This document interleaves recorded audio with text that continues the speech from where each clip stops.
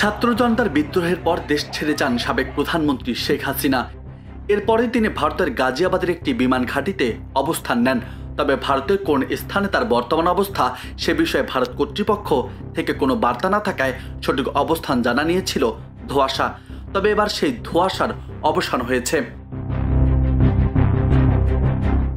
British সংবাদ মাধ্যম financial time জানিয়েছে, রাজধানী দিল্লিতে মেয়ের সঙ্গে থাকছেন শেখ হাসিনা। এমনকি তাকে তার দলবল নিয়ে দিল্লির অন্যতম অভিজাত পার্ক লোদি গার্ডেনেও ঘুরতে দেখা গেছে। সংবাদ মাধ্যমটি আরও জানিয়েছে, শেখ হাসিনা তার মেয়ে সাইমা ওয়াজেদের সঙ্গে ভারতীয় সরকারের একটি সেফ হাউসে রয়েছেন। এর আগে শেখ মুজিবুর রহমান এবং তার পরিবারের অধিকাংশকে ঢাকায় অভ্যুত্থানে হত্যা করার পর শেখ হাসিনা ও তার বোন শেখ রেহেনা 1975 সালের পর বেশ কয়েক বছর ভারতের আশ্রয়ে ছিলেন। শেখ হাসিনা যখন ভারতের আশ্রয়ে আছেন এবং প্রোটোকল নিয়ে ঘুরছেন মেয়ের সাথে, ঠিক সেই সময়ে দেশে তার বিরুদ্ধে হয়েছে শতাধিক মামলা।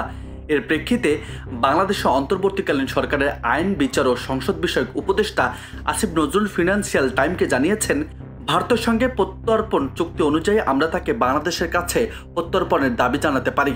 আপাতত আমরা আশা করি ভারত তাকে বাংলাদেশের অস্থিতিশীলতা ঘটাতে দেবে না, কারণ তিনি মিথ্যা ও ভুল তথ্য ছড়িয়ে দেওয়ার চেষ্টা করছেন। রাজু আহমেদ, বার্তা 24।